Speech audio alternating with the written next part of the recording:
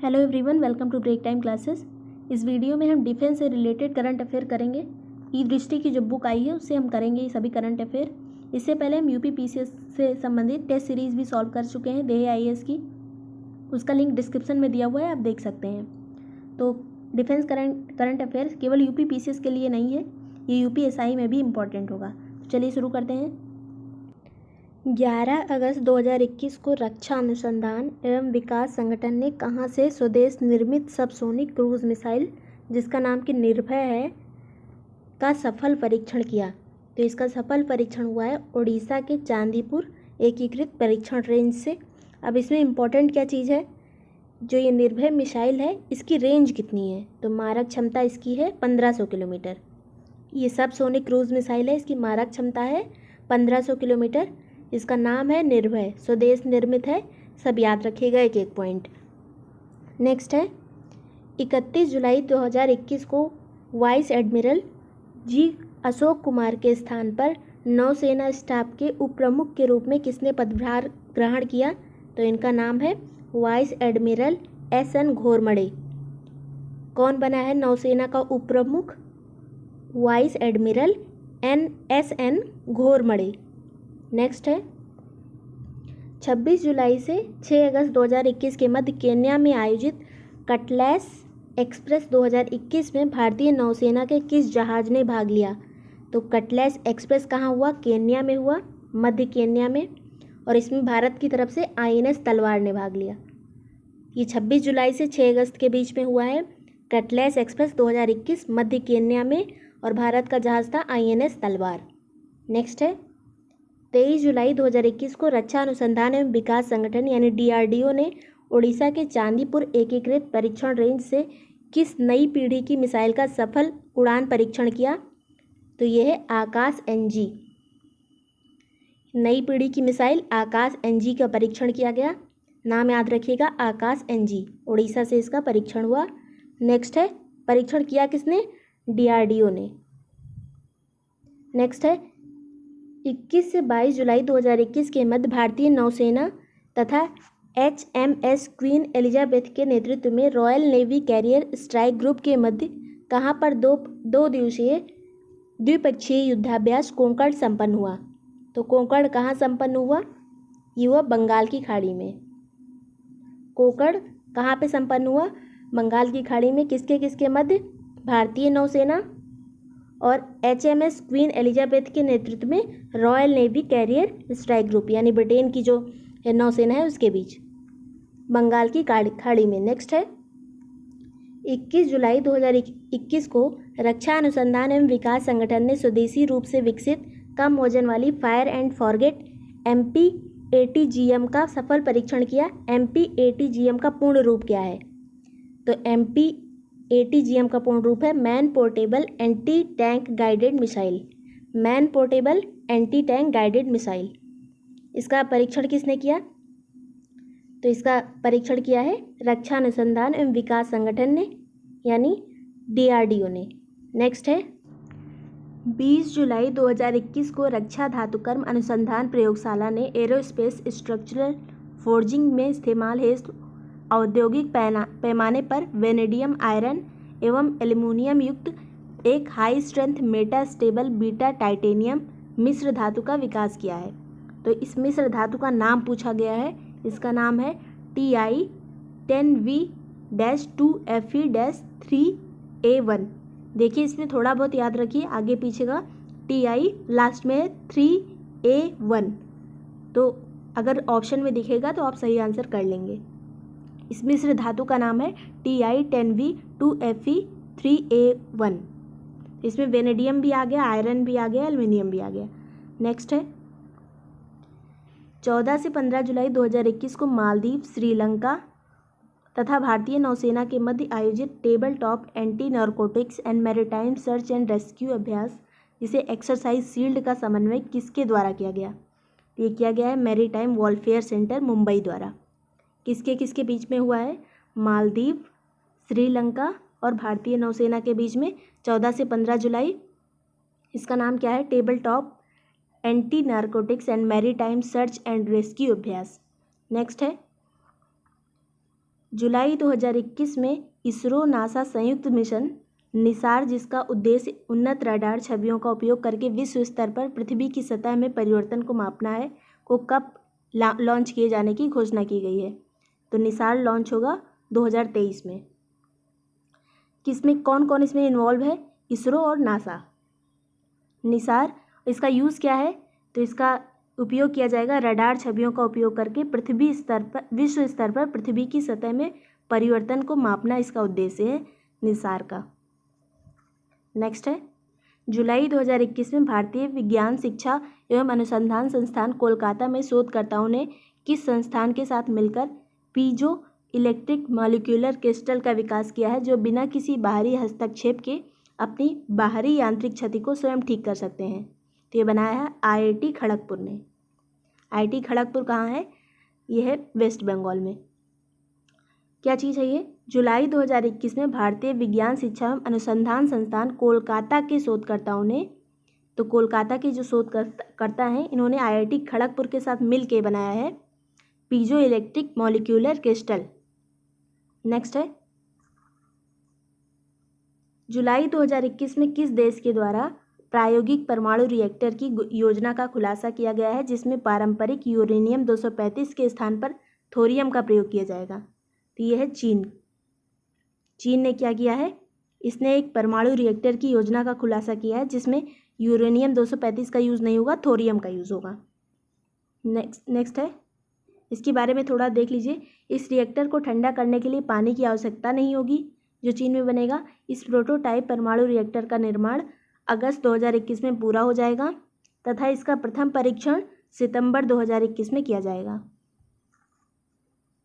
20 जुलाई 2021 को किस भारतीय प्रौद्योगिकी संस्थान द्वारा अपनी तरह की पहली ऑक्सीजन राशनिंग डिवाइस एमलेक्स विकसित की गई है, जो सांस लेने तथा रोगी तथा द्वारा कार्बन डाइऑक्साइड छोड़ने के दौरान रोगी को आवश्यक ऑक्सीजन की मात्रा की पूर्ति करती रहेगी? तो ये बनाया है भारतीय प्रौद्योगिकी संस्थान रोपड़ ने, यानी IIT रोपड़ ने। नेक्स्ट है, क्या बनाया है? नाम है इसका एमलेक्स। ये किस लिए यूज़ होगा? सांस लेने में तकलीफ जिसे होती है तो उन्हें ऑक्सीजन प्रोवाइड करने के लिए रोगियों के लिए इस्तेमाल किया जाएगा। बनाया है रोपड़ ने। नेक्स्ट है, जुलाई 2021 में किस संस्थान के द्वारा भारत का पहला टैपिड इलेक्ट्रॉनिक तथा आर्टिफिशियल इंटेलिजेंस संचालित कोविड-19 परीक्षण किट कोवी होम का विकास किया गया है, जिसके द्वारा कोविड परीक्षण स्वयं ही घर पर किया जा सकता है? तो कोवी होम बनाया गया है भारतीय प्रौद्योगिकी संस्थान हैदराबाद द्वारा, IIT हैदराबाद द्वारा। और एमलेक्स किसके द्वारा बनाया गया था? IIT रोपड़ के द्वारा। कोवी होम IIT हैदराबाद। 15 जुलाई 2021 को रक्षा मंत्री राजनाथ सिंह ने नई दिल्ली में एक आर्टिफिशियल इंटेलिजेंस संचालित शिकायत प्रबंध एप्लीकेशन का शुभारंभ किया। इसे रक्षा मंत्रालय ने किसके सहयोग से विकसित किया है? तो रक्षा मंत्रालय ने इसे IIT कानपुर के सहयोग से विकसित किया है। ये क्या है? एक आर्टिफिशियल इंटेलिजेंस संचालित यानी AI से संचालित शिकायत प्रबंधन एप्लीकेशन है, जिसे रक्षा मंत्रालय ने लॉन्च किया है। किसकी मदद से? IIT कानपुर। नेक्स्ट है, 2 जुलाई 2021 को 12 short span bridging system 10M को भारतीय सेना में शामिल किया गया। इसका विकास किसके द्वारा किया गया है? तो 12 short span bridging system 10M का विकास किया गया है DRDO के द्वारा, रक्षा अनुसंधान एवं विकास संगठन यानी DRDO। नेक्स्ट है, 28 जून से 1 जुलाई 2021 के मध्य हिंद महासागर नौसैनिक संगोष्ठी, जिसे आयंस कहा जाता है, का 7वां संस्करण फ्रांसीसी नौसेना के द्वारा कहाँ आयोजित किया गया? तो ये किया गया है ला रियूनियन। ये एक द्वीप है, ला रियूनियन, यहाँ पे आयोजित किया गया है। क्या चीज़? मध्य हिंद महासागर नौसैनिक संगोष्ठी। इसका 7वां संस्करण था ये। तो ये फ्रांस के द्वारा आयोजित हुआ, फ्रांस की नौसेना के द्वारा ला रियूनियन द्वीप पे। ये द्वीप कहाँ स्थित है? रियूनियन हिंद महासागर में। इसके बारे में थोड़ा देख लेते हैं। वर्ष 2008 में भारतीय नौसेना द्वारा बनाई गई योजना में IONS का उद्देश्य क्षेत्रीय प्रासंगिक मुद्दों की चर्चा के लिए एक खुला एवं समावेशी मंच प्रदान करके हिंद महासागर क्षेत्र के तटवर्ती देशों की नौसेनाओं के मध्य समुद्री सहयोग को बढ़ाने का प्रयास करना है। जो ये संस्करण आयोजित होता है हर साल, इसका उद्देश्य है हिंद महासागर के जो समवर्ती देश हैं उनकी नौसेनाओं के मध्य समुद्री सहयोग को बढ़ाना। नेक्स्ट है, जुलाई 2021 में भारत सरकार के जैव प्रौद्योगिकी विभाग द्वारा वित्त पोषित एक स्वायत्त संस्थान DBT यानी national institute of bio medical genomics Kalyani ने मुंह की कैंसर के जीनोमिक बदलाव का एक डेटाबेस तैयार किया है, जो दुनिया में अपने प्रकार का पहला डेटाबेस है। इस डेटाबेस का नाम क्या है? तो इसका नाम है DB जेनवोक। तो कैंसर का एक डेटाबेस तैयार किया गया है मुंह के कैंसर का, जिसका नाम है DB जेनवोक। नेक्स्ट है, 28 जून 2021 को डॉक्टर APJ अब्दुल कलाम द्वीप ओडिशा से रक्षा अनुसंधान एवं विकास संगठन यानी DRDO द्वारा अत्याधुनिक परमाणु सक्षम बैलिस्टिक मिसाइल अग्नि-P का परीक्षण किया गया। इसकी मारक क्षमता कितनी है? इसकी मारक क्षमता है 1000 से 2000 किलोमीटर। कितनी है? 1000 से 2000 किलोमीटर। 25 जून 2021 को रक्षा अनुसंधान एवं विकास संगठन DRDO ने उड़ीसा के चांदीपुर एकीकृत परीक्षण रेंज से एक मल्टी बैरल रॉकेट लॉन्चर से स्वदेश विकसित कितने मिलीमीटर कैलिबर रॉकेट के उन्नत संस्करण का सफलतापूर्वक परीक्षण किया? तो ये है 122 मिलीमीटर। फिर से देख लेते हैं, DRDO ने उड़ीसा के चांदीपुर एकीकृत परीक्षण रेंज से एक मल्टी बैरल रॉकेट लॉन्चर से स्वदेश निर्मित कितने मिलीमीटर कैलिबर रॉकेट के उन्नत संस्करण का परीक्षण किया है? तो इसकी लंबाई है 122 मिलीमीटर कैलिबर रॉकेट है ये। नेक्स्ट है, 24 से 25 जून 2021 को रक्षा अनुसंधान एवं विकास संगठन ने कहाँ से स्वदेश विकसित पिनाका रॉकेट के विस्तारित रेंज संस्करण का सफलतापूर्वक परीक्षण किया? तो याद रखिएगा, उड़ीसा के चांदीपुर से ही इसका भी परीक्षण किया गया है। स्वदेश निर्मित पिनाका रॉकेट किसने बनाई है? DRDO ने। जून 2021 में किस अंतरिक्ष कंपनी ने अंतरिक्ष में अनुसंधान के लिए स्क्विड भेजा है? तो ये भेजा है नासा ने। अंतरिक्ष में अनुसंधान के लिए स्क्विड भेजा है नासा ने। स्क्विड प्राणी विज्ञान के सेफलोपोड समूह से आता है। ये एक प्राणी है स्क्विड, जो कैटल फिश से मिलता जुलता है। खारे पानी में पाए जाने वाले ये दिलचस्प जीव हैं जो अंधेरे में चमकते हैं तथा इन्हें जीव दीप्ति कहा जाता है। तो नासा ने एक जीव भेजा है जिसका नाम है स्क्विड। जून 2021 में किस वैश्विक कंप्यूटर कंपनी ने अपना नया Windows operating system Windows 11 launch किया है? तो ये माइक्रोसॉफ्ट ने विंडोज़ 11 भी लॉन्च कर दिया है अब। नेक्स्ट है, 24 जून 2021 को रक्षा अनुसंधान एवं विकास संगठन DRDO ने कहाँ से सबसोनिक क्रूज मिसाइल का सफल परीक्षण किया? तो ये किया है उड़ीसा के चांदीपुर से। 17 जून 2021 को चीन ने किस रॉकेट से सेंझोउ 12 अंतरिक्ष यान का प्रक्षेपण किया? तो सेंझोउ 12 चीन की है। किस यान से प्रक्षेपण हुआ है? लॉन्ग मार्च 2F से परीक्षण हुआ है और इसका नाम है सेंझोउ 12। जून 2021 में किस अंतरिक्ष एजेंसी ने विश्व के पहले लकड़ी के उपग्रह, जिसका नाम है वीज़ावुडसैट, लकड़ी का उपग्रह है वीज़ावुडसैट को लॉन्च करने की योजना बनाई है? तो ये बनाई गई है यूरोपीय अंतरिक्ष एजेंसी ESA द्वारा। और ये लॉन्च कहाँ से किया जाएगा? ये किया जाएगा नीदरलैंड से। नेक्स्ट है, जून 2021 में किस प्रौद्योगिकी संस्थान ने सांस लेने में तकलीफ से पीड़ित मरीजों के लिए जीवन वायु नामक उपकरण विकसित किया है? तो ये विकसित किया है IIT रोपड़ ने। जीवन वायु IIT रोपड़ ने। नेक्स्ट है, 12 जून 2021 को स्वदेश निर्मित उन्नत हल्के हेलीकॉप्टर ALH MK3 को भारतीय नौसेना में अपने बेड़े में शामिल किया है। इसका निर्माण किसने किया है? तो इसका निर्माण किया है हिंदुस्तान एरोनॉटिक्स लिमिटेड ने। क्या चीज़ है? AHL MK3, इसे नौसेना में शामिल कर लिया गया है। ये हल्के हेलीकॉप्टर है जिसका निर्माण किया गया है हिंदुस्तान एरोनॉटिक्स लिमिटेड द्वारा। हाल ही में किस संस्था द्वारा एरो इंजन के लिए critical near isothermal forging technology विकसित की है? तो ये DRDO ने टेक्नोलॉजी बनाई है। एरो इंजन के लिए critical near isothermal forging technology DRDO ने बनाई है। जून 2021 में किस देश ने मौसम विज्ञान उपग्रह फेंगयुन 4B को सफलतापूर्वक अंतरिक्ष में प्रक्षेपित किया? तो ये चीन ने मौसम विज्ञान उपग्रह जिसका नाम है फेंगयुन 4B इसको प्रक्षेपित किया है। इसे लॉन्ग मार्च 2B रॉकेट की सहायता से प्रक्षेपित किया गया है। लॉन्ग मार्च 2B और उपग्रह का नाम है फेंगयुन 4B। नेक्स्ट है, जून 2021 में किस अंतरिक्ष एजेंसी ने शुक्र ग्रह के अध्ययन हेतु भविष्य में भेजे जाने वाले 2 रोबोटिक अभियानों की घोषणा की है? तो ये है अभियान नासा के। शुक्र ग्रह पे 2 रोबोटिक अभियान भेजेगा नासा। इन दोनों मिशनों के नाम क्या हैं जो शुक्र पे भेजे जाएंगे नासा के द्वारा? एक का नाम है डावी INC, देखिए DAVINC, और दूसरा है वेरिटास VERITAS। पहला है DAVINC और दूसरा है वेरिटास। ये मिशन संभवतः 2028 से 2030 के बीच लॉन्च किए जाएंगे। तो अभी काफ़ी टाइम है, 2028 से 2030 के बीच शुक्र में रोबोटिक अभियान भेजेगा नासा। मई 2021 में आयुष्मान भारत योजना के अंतर्गत ग्रामीण क्षेत्रों में व्यापक प्राथमिक स्वास्थ्य देखभाल प्रदान करने हेतु स्वास्थ्य एवं कल्याण केंद्रों की स्थापना करने में शीर्ष राज्य कौन सा है? तो ये राज्य है कर्नाटक। आयुष्मान भारत योजना के अंतर्गत जो गांवों में स्वास्थ्य केंद्र खोले गए हैं उसमें सबसे ज़्यादा संख्या है कर्नाटक की।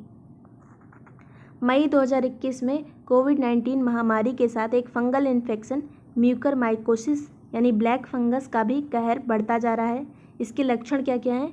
तो ब्लैक फंगस के लक्षण हैं चेहरे के आसपास सुन्न हो जाना तथा सूजन, आँखों के आसपास सूजन, आँखों के पिछले हिस्से में दर्द, दांतों का गिरना, नाक बंद होना, भूरे रंग की परत बन जाना, ये सभी ब्लैक फंगस के लक्षण हैं। नेक्स्ट है, वर्ष 2022 में चंद्रमा के लिए किसके द्वारा डॉग-1 सैटेलाइट को लॉन्च किया गया है? तो ये SpaceX के द्वारा लॉन्च किया गया है। अंतरिक्ष की कंपनी है SpaceX। इसने डॉग-1 सैटेलाइट लॉन्च किया चंद्रमा के लिए। नेक्स्ट है, 27 अप्रैल 2021 को रक्षा अनुसंधान एवं विकास संगठन ने 5वीं पीढ़ी के पाइथन 5 मिसाइल का सफल परीक्षण किया। ये मार सकती है, तो पाइथन 5 हवा से हवा में मार करने वाली एक मिसाइल है। तो इसे बनाया किसने है? DRDO ने। इसे हम तेजस से भी छोड़ सकते हैं, मतलब ये हवा से हवा में मार करने वाली मिसाइल है पाइथन 5। 26 अप्रैल 2021 को किस संगठन ने हेलीकॉप्टर इंजन एप्लीकेशन के लिए सिंगल क्रिस्टल ब्लेड विकसित किया है? तो ये विकसित किया है DRDO ने। Single crystal blade helicopter engine application के लिए सिंगल क्रिस्टल ब्लेड DRDO ने बनाया है। अप्रैल 2021 में अमेरिकी अंतरिक्ष एजेंसी नासा के किस छोटे रोबोटिक हेलीकॉप्टर ने मंगल ग्रह पर सफलतापूर्वक उड़ान भरी है? तो इस हेलीकॉप्टर का नाम है एजेन्यूटी। किस ग्रह पर उड़ान भरी है? मंगल ग्रह पर नासा के द्वारा इसे उड़ाया गया है, एजेन्यूटी हेलीकॉप्टर को। इसके बारे में फरवरी 2021 में अमेरिका के मंगल मिशन के तहत NGT को परसिवेरेंस नामक रोवर के माध्यम से मंगल ग्रह पर उतारा गया था। तो इस टाइम जो रोवर गया था उसका नाम था परसिवेरेंस, मंगल पर गया था नासा के द्वारा, और जो हेलीकॉप्टर छोटा उड़ाया गया था उसका नाम था एजेन्यूटी। नेक्स्ट है, 5 अप्रैल 2021 को किस संगठन ने नौसैनिक पोतों को मिसाइल हमलों से बचाने के लिए आधुनिकतम चैफ प्रौद्योगिकी का विकास किया है? तो ये क्या है? रक्षा प्रयोगशाला जोधपुर। DRDO की एक शाखा है रक्षा प्रयोगशाला जोधपुर, उसके द्वारा नौसैनिक पोतों को मिसाइल हमलों से बचाने के लिए आधुनिकतम चैफ प्रौद्योगिकी का विकास किया गया है। अब चैफ क्या है? चैफ एक अप्रतिरोधी विस्तार योग्य इलेक्ट्रॉनिक जवाबी प्रौद्योगिकी है जो विश्व भर में नौसैनिक पोतों को शत्रु के रडार और रेडियो फ्रिक्वेंसी मिसाइल साधकों को संरक्षण देती है। 1 अप्रैल 2021 को रक्षा मंत्रालय द्वारा जारी विज्ञप्ति के अनुसार हाल ही में DRDO की कहाँ स्थित lab defence materials and stores research and development establishment ने 9 किलोग्राम वजनी हल्के वजन वाली बुलेट प्रूफ जैकेट निर्मित की? तो ये कानपुर में विकसित की गई है हल्के वजन वाली बुलेट प्रूफ जैकेट। तो ये DRDO की लैब है कानपुर में, defence materials and stores research and development establishment Kanpur में स्थित है। इसने बनाई है बुलेट प्रूफ जैकेट। ये 9 किलो की है, याद रखिएगा। 24 मार्च 2021 को छठा अपतटीय गश्ती पोत वज्र भारतीय तटरक्षक बल में शामिल हुआ। इस जहाज का निर्माण किसके द्वारा किया गया है? तो वज्र का निर्माण हुआ है messrs L&T ship building limited. Messrs L&T ship building limited. Next है, मार्च 2021 में भारतीय समुद्र विज्ञान संस्थान NIO गोवा के वैज्ञानिकों द्वारा किस महासागर की जीनोमिक विविधता का पता लगाने हेतु 90 दिवसीय अभियान प्रारंभ किया गया? तो ये हिंद महासागर में विविधता का पता लगाने के लिए राष्ट्रीय समुद्र विज्ञान संस्थान जो कि गोवा में स्थित है, इसके वैज्ञानिकों ने 90 दिवसीय अभियान किया है। कहाँ स्थित है? गोवा में। और किस महासागर की बात हो रही है? हिंद महासागर। और राष्ट्रीय समुद्र विज्ञान संस्थान कहाँ है? गोवा में। मार्च 2021 में किस वैश्विक कंप्यूटर विनिर्माता कंपनी ने महासागर के प्लास्टिक कचरे का उपयोग करके अपने पहले पर्सनल कंप्यूटर का निर्माण किया है? तो ये HP ने महासागर के प्लास्टिक कचरे का यूज़ करके पर्सनल कंप्यूटर बनाया है, HP ने। फरवरी 2021 को किस देश द्वारा आर्कटिक की जलवायु और पर्यावरण की निगरानी के लिए पहला उपग्रह लॉन्च किया? तो ये रूस ने लॉन्च किया है। आर्कटिक की जलवायु और पर्यावरण की निगरानी करने के लिए एक उपग्रह रूस ने लॉन्च किया है। मार्च 2021 में भारतीय नौसेना के इल्यूशन IL-38 एयरक्राफ्ट के माध्यम से किस पनडुब्बी रोधी टॉर्पीडो का पहला सफल उड़ान परीक्षण किया गया? तो यह सेन। नेक्स्ट है, 8 से 10 मार्च 2021 के बीच भारतीय नौसेना के स्वदेशी गश्ती जहाज सुमेधा और भारतीय निर्मित गाइडेड मिसाइल युक्त युद्धक जहाज कुलिस ऐतिहासिक बंदरगाह शहर मोंगला की यात्रा पर थे। मोंगला बंदरगाह किस देश में स्थित है? तो मोंगला है बांग्लादेश में। अब जहाज के नाम पूछे जा सकते हैं, तो कौन कौन से जहाज गए थे बांग्लादेश? सुमेधा और कुलिस। कहाँ गए थे? तो बांग्लादेश के बंदरगाह मोंगला पर। नेक्स्ट है, 12 मार्च 2021 को इसरो ने सतीश धवन अंतरिक्ष केंद्र श्रीहरिकोटा सार से अपनी रोहिणी श्रृंखला के लिए किस नए साउंडिंग रॉकेट का प्रक्षेपण किया? तो यह है RH-560। RH-560 जो कि रोहिणी श्रृंखला का एक साउंडिंग रॉकेट है, इसका प्रक्षेपण किया। नेक्स्ट है, 10 मार्च 2021 को स्कॉर्पियन श्रेणी की स्वदेश निर्मित तीसरी पनडुब्बी भारतीय नौसेना में शामिल हुई। इसका नाम क्या है? तो इसका नाम है INS करंज। इसके पहले 2 शामिल की जा चुकी हैं, जिनके नाम है, ये करंज जो है प्रोजेक्ट 5 के तहत विकसित की गई है। इसके तहत 6 स्कॉर्पियन पनडुब्बियाँ थीं, जिसमें ये तीसरी है। और इससे पहले थी कलवरी और खंडेरी स्कॉर्पियन श्रेणी की स्वदेश निर्मित पहली तथा दूसरी पनडुब्बी हैं। इसके बाद करंज का अब नंबर आया है। यह पनडुब्बी लगभग 70 मीटर लंबी, 12 मीटर ऊंची और इसकी विस्थापन क्षमता लगभग 1600 टन है। इस पनडुब्बी का निर्माण मेक इन इंडिया प्रोजेक्ट के तहत किया गया है। मेक इन इंडिया के तहत बनाई गई है कलवरी, खंडेरी, अब करंज बनाई गई है। तो ये डिफेंस से रिलेटेड सभी क्वेश्चन इंपॉर्टेंट थे। आप एक बार फिर से रिवाइज कर लीजिएगा, क्योंकि डिफेंस से रिलेटेड करंट अफेयर काफ़ी पूछे जाते हैं एग्जाम में, UPPCS में भी और बाकी भी जो एग्ज़ाम आएंगे। वीडियो पसंद आया हो तो लाइक और सब्सक्राइब कर दीजिएगा। Thank you so much for watching break time classes.